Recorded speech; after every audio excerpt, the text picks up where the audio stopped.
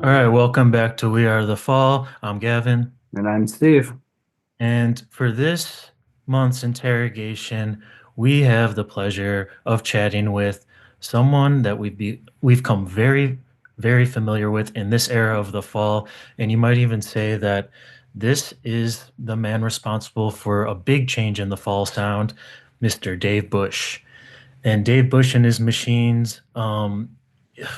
It was fun to talk to him about his experiences in the band on the road, and I think that we kind of touch on it in the discussion, but he just has a great perspective on being in the fall and taking the positives with the negatives, and he has a very balanced view of it.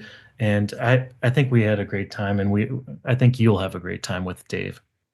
I feel like it always took a little bit of getting used to the introduction of the machines, but he really drove the sound for them for 3 or 4 years here, and he's definitely fun to chat with and get his perspective, kind of coming in as an outsider and becoming such an influential part of the band. Yep. And so we hope you enjoy our conversation with Dave Bush. We apologize for the audio, Dave, calling from maybe a more rural part of Spain, but it's well worth the listen, and we hope you enjoy. So until next time, we are the fall. We are the best.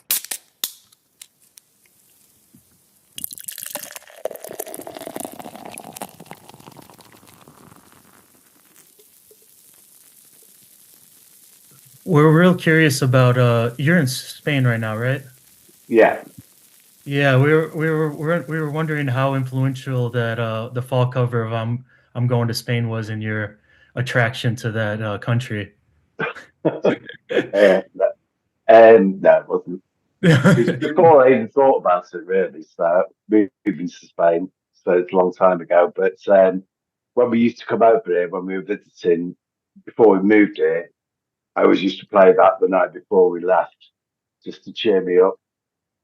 'Cause, yeah, I like that song. Oh, Yeah, we love it. We love that song. Do you remember when you first heard that, the original version? What you um oh, I did. I only heard it about, I don't know, half an hour before we recorded it. So as Mark found it, I'd never heard of it at all. we usually ask our guests about their first experience, hearing the fall, but that's well documented in your case. So we're more interested in if you could tell us about your first memories and experiences recording music or working on music yourself, and especially as it relates to like using computers and or in the fall's terms, the machines. Well, what happened was years ago, I used to play bass, and and I was pretty good at it. And then it's when computers first came out. My mate had one, and I went round to his house, and I saw what they could do. I just sold everything to get a computer and some bits and pieces to make some noise. I mean, I was terrible.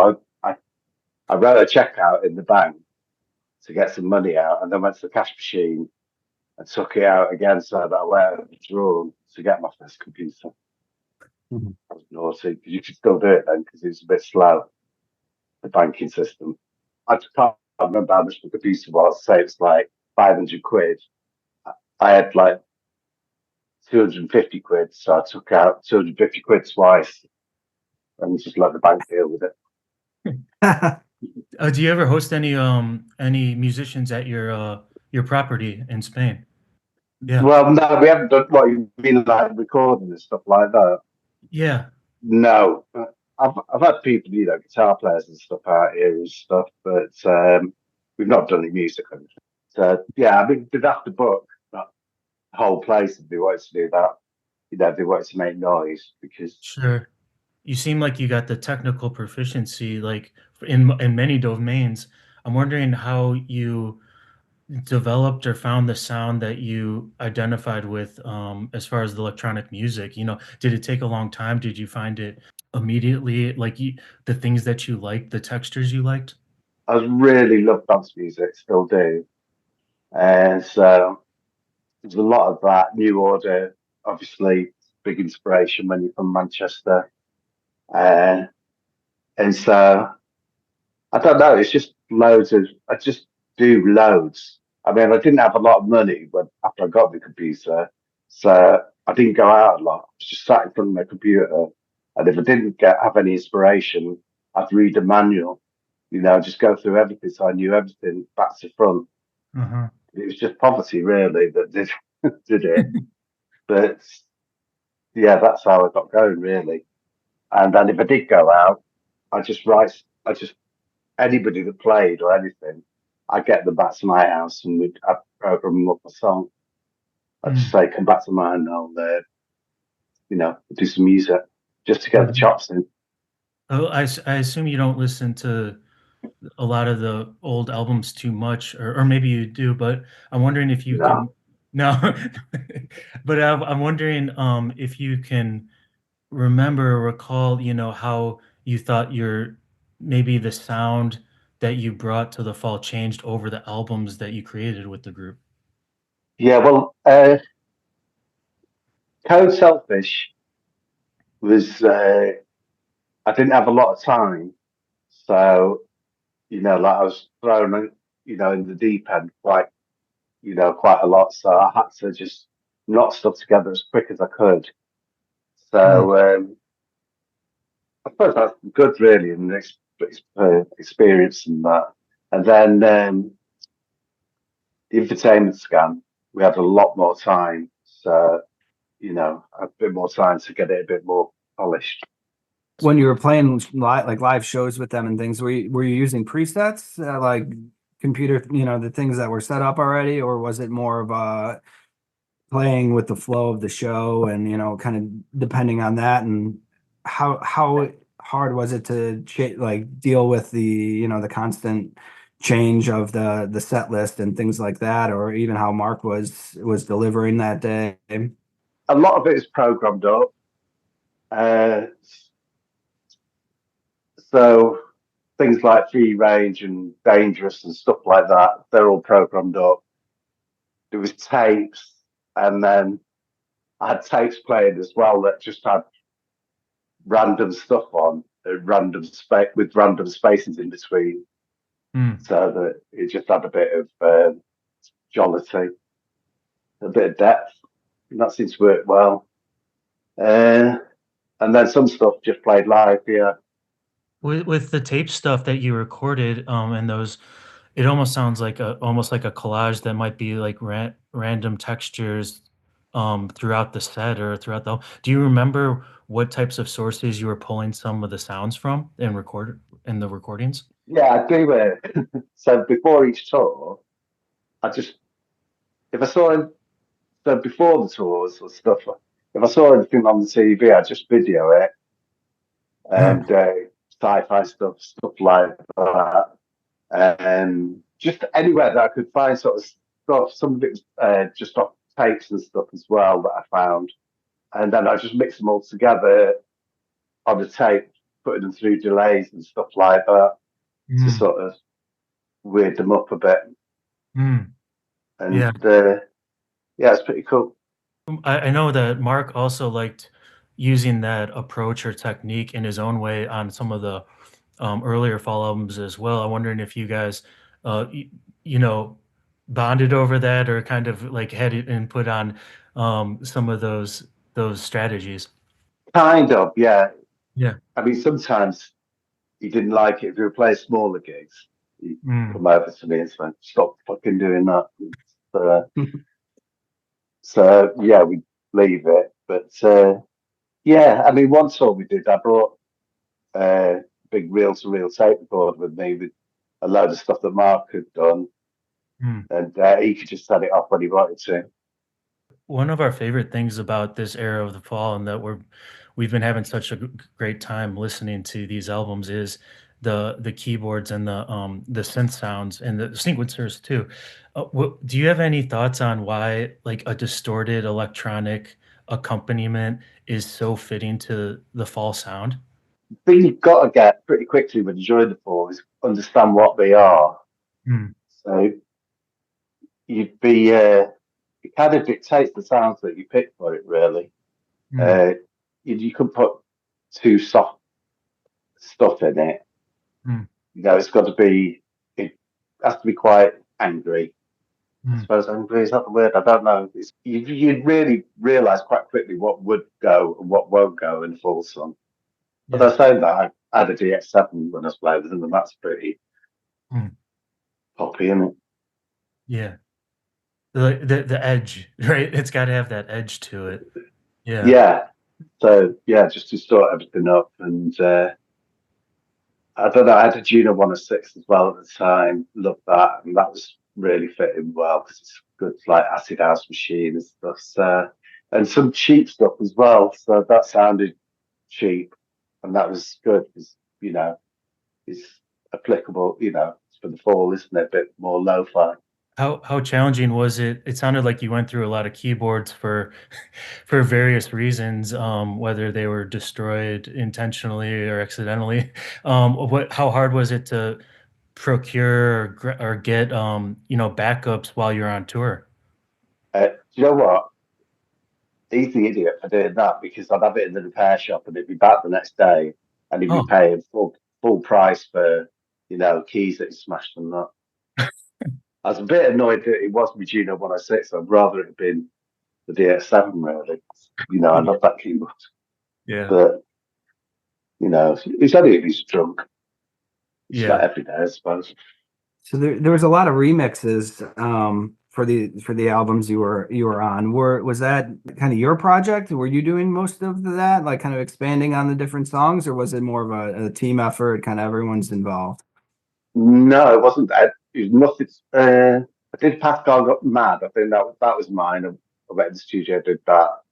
But a lot of them, Mark knew quite a few people that were, in that scene. So he got it done. 'Cause I think he, Okay. he he'd done that thing with Cold Cup before I joined, I think, hadn't he?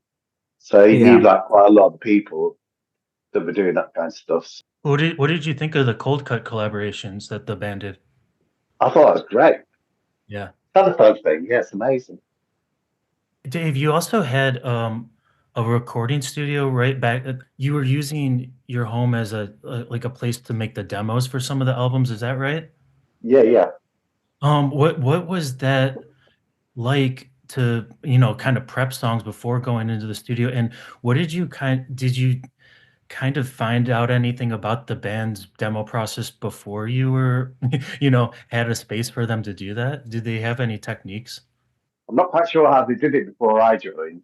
Hmm. Uh, I think they might have recorded a lot of it in the studio, so they might have just had a few little ideas and then Hmm. knocked them together in the studio. Hmm. Whereas when we were doing Entertainment Scan, they come round on Mondays, Wednesdays, and Fridays and put a basic idea down.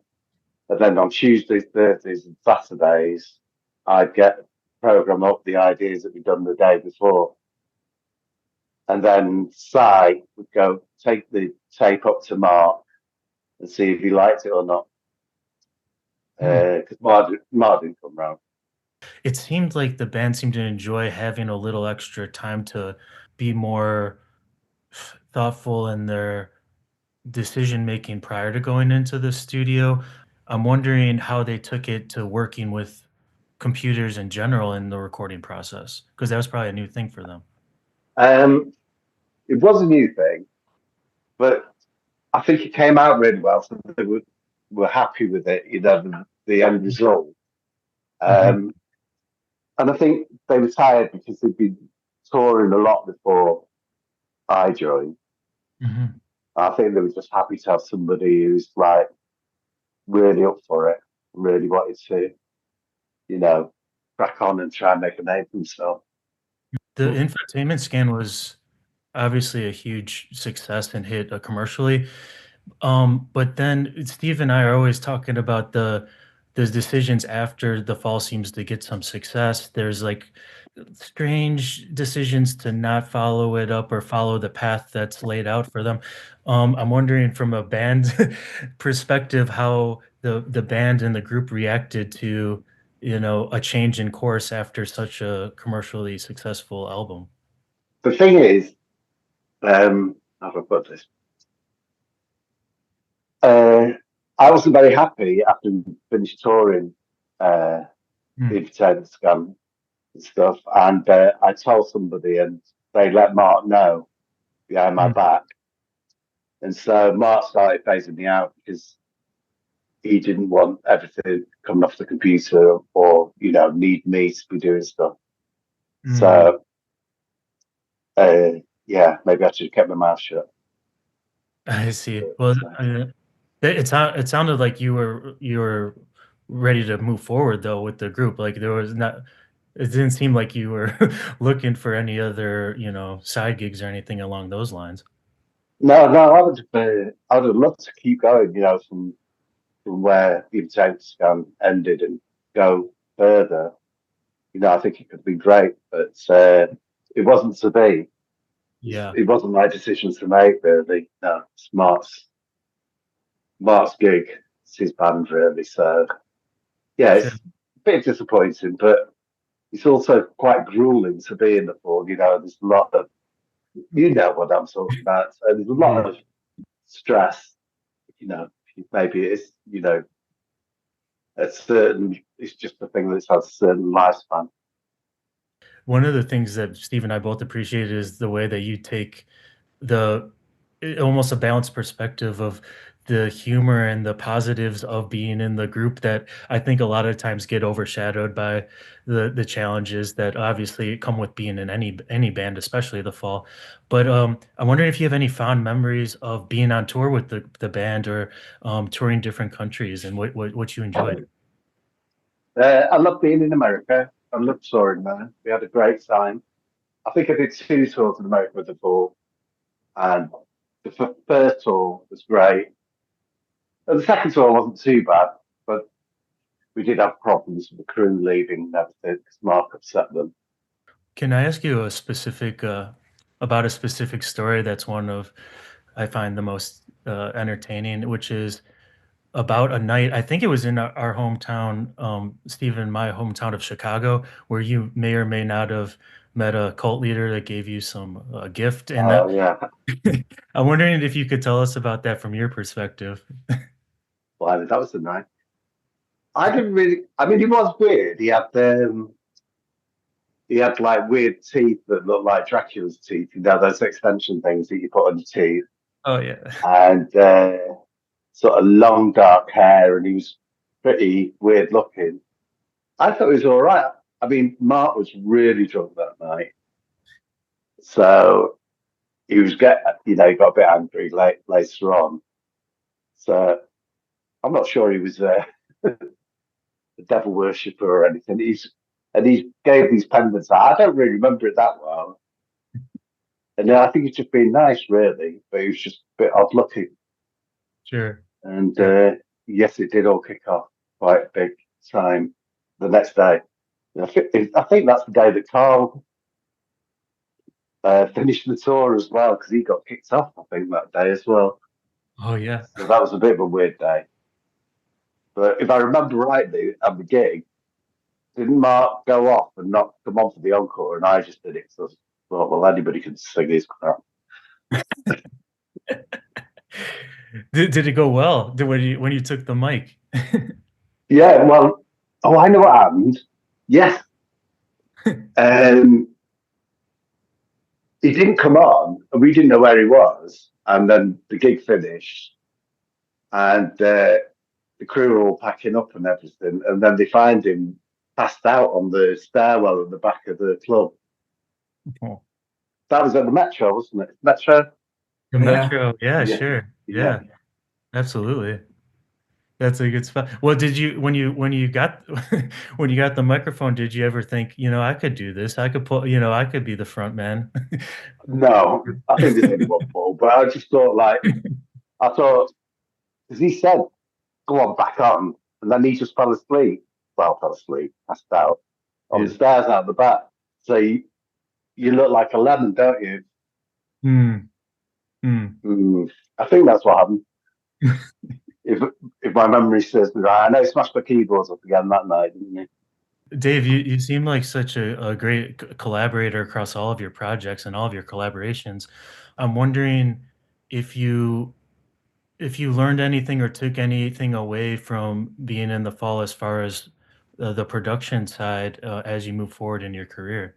Well, production maybe, but I think the thing that I took away from it most of all was that if it ever happened again, which I was lucky that it did, it's just to enjoy it more and Mm, just, like, because there was a lot of fear with the fall, like, 'cause he's always trying to keep you on your toes and all that.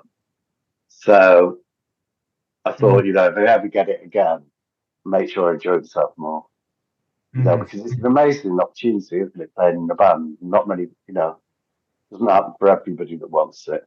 Yeah, I mean, you're always just, when you're programming, it's just fear because you just got to, people expect you to be good and you've got to knock up ideas and they've got to come from somewhere. You just got to put in lots of time just so that you can get something going quite quickly, mm. make a vibe. But it's just from doing it a lot.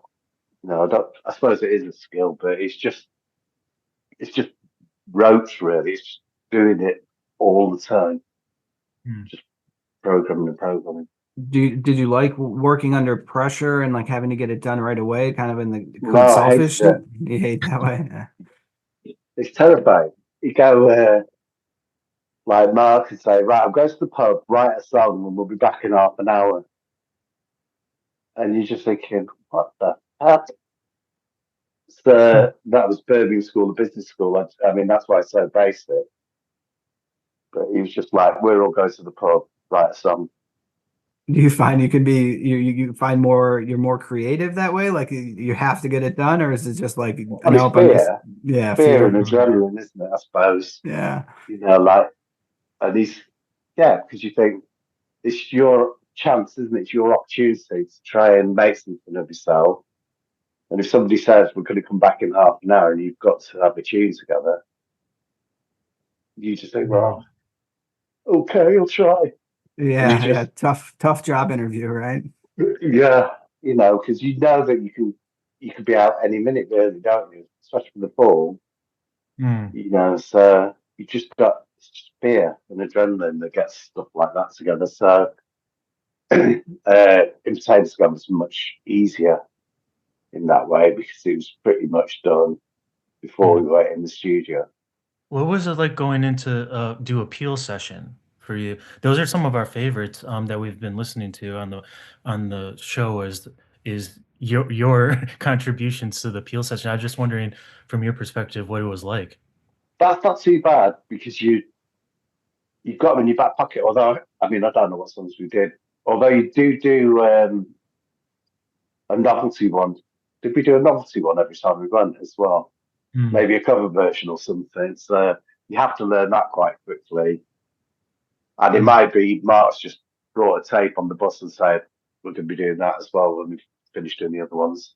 And you've got to listen to it and try and learn it mm, without any instruments in front of you. But, mm. understand the song. Was there any challenge with the electronic setup and a Marky Smith vocal delivery that's maybe not always predictable in a live setting? No, because the song moves ahead, whatever happens. I So he see. catches up or he doesn't. But, I mean, fortunately, with Mark's vocal delivery thing, you probably wouldn't notice if he got lost, would you? But Mm, mhm, yeah. but I mean, once the computer started, the timeline's set, and Mm, so we'll go mm. to a chorus whether he's coming with us or not. If he gets lost, you just call it artistic flair, right? He's just the great deliverer. Well, if it looks like he's getting lost, Steve might do a little bit of bass waving about or something like that, to sort of like signal we've moved on. Mm, Or mm. or Si might do something, on his drums to get him, back to the track. I mean, it wasn't any trouble really. He was pretty good, to be fair. Seemed What like on a lot of the prior albums, the Fall were they were touring their music really before they ever recorded it, and it kind of stopped on these albums you were on, did the band seem to like that more, where they could really kind of hone the songs down before they were out there playing them live for people? I don't know. We did still do a little bit of that, playing it out before we did stuff. So there's a song called M5, which was really good until we went in the studio and Mark took all my stuff out. Mm. But we did play it live, and it sounded great actually. Yeah, unfortunately, I was on my way out then, so he took my stuff out. Yeah, we were even talking about M5 about the Peel session is our favorite version because it just has the energy and it has all the texture that we're looking for. Did you? Is that all programmed up? Has he got a big sample book right at the beginning? I don't remember the sample at the beginning. No. Oh right, okay. Oh Um, right. Yeah, I can't remember the session. I should try and find it and listen to it. yeah, it's one of our favorite. You should go back and give yourself a nice little listening session for that one. I'm wondering, Dave, you've had as a working musician, as we know, you've had a lot of like side gigs that to sustain your working musicianship of different jobs and also technical skills you've developed. We're just curious about if you could tell us about some of those things. I know you got to web development, web design, working in computers, even selling some things on the side, type of side hustles that we call them. Did you have going on to, keep your working Uh, musician easy? right. Well, when I knew I was leaving the fall, Yeah. well, or it would be soon, I got a market stall together selling all hippie stuff, silver jewelry and tie Mm, dye stuff. I don't think I really did that much when I was working with them, apart from doing them. Uh, I didn't mm. do any side gigs because that would be, I'm sure I would be, if he found out, I would be out. There's not a good track record if that for that situation. No, Yeah. no, I do remember I got him, I can't remember where I've been. I've been somewhere, it's a long time ago. And I had a message on my answer phone and he said, if you don't phone me by 3 o'clock, you're fired. So, Uh, yeah. yeah. What is the music scene like in your city currently? Do you go out, do you see music? It's a lot of, well, it's all reggaeton, Okay. a lot of reggaeton. There's a lot of dance music as well. I mean, I'm getting too old for it now. Mhm. But I do enjoy it though. Went to Fiesta in the local town maybe last year or the year before. That's amazing. But they Mm. don't come on till about 3 o'clock in the morning because the Spanish are really late, aren't they? So it was a Fiesta. And the band came on at about 3 o'clock in the morning. It was amazing. That sort of Yeah. reggaeton, but it's very heavy, lots of programming, really good. That seems like it fits the touring musician lifestyle that schedule. Does that fit your lifestyle currently? No, no, I'm up at 6:30 every morning doing Yeah. jobs a lot of my holiday rentals. So no, 3 o'clock in the morning. I mean, we were all right that night. God knows how, Yeah. but yeah, we're knackered by about 9 o'clock. Record companies that I loved when I was in London would stay up forever, and I was going to get their logo tattooed on my arm, and then I thought about it and thought, when you get a bit older and you're going to bed early, you're going to look like a Yeah. right idiot. Yeah. Was it a cool logo? Is it looking? Yeah, it's an ecstasy pill with I can't remember. It's a couple of elliptical sort of things around it, Hmm. but it's a great record label. Great people put on a lot of squat parties and stuff in London. While you were in the fall, like going out, Oh yeah, we did you did a feel lot like of that. did you feel like you had to kind of party with them, or was it more of just that everybody was kind of left to their own devices? No, we did. We went out a lot actually, and mostly it was really good fun. So we would go out clubbing a lot. Sai, especially, like he's really into dance music as well. So we used to go to quite a lot of good things after gigs Hmm. because you know, you're hyper, aren't you? After you've done a gig with the fall, with all the speed and coke. Yeah, it's always tough to settle in after after the job's done. You gotta let out some steam, I'm sure. Yeah, yeah, for sure. And we had a big night out in Chicago. That night you were talking about. before Mm. because it did seem as though we were up all night. So I do remember sort of coming into the bus at about 5 o'clock in the morning or something. Chicago's a good town to do that in, though. Yeah. Oh, it's a great town. And that's a great club. Yeah, it's one of our favorites for sure. Steve and I have been to many shows there, and it always sounds great. It looks great. But one of you's in Austin, aren't you? Yeah. Yes, I'm in Austin now. Yeah. Because there used to be a great club there. Was it called Peaches or Yeah, yeah. Peaches? I don't think it exists anymore, though. I Oh, it's don't. amazing. Didn't have a roof. Yeah, It was just like a wall. Oh, my favorite. those are some of my favorite as well. That's actually one of the main reasons I moved to Austin, because the venues are half indoor, half outdoor. All of them have stages outside, and it's always amazing to just How be. cool is that? Yeah, it's the greatest.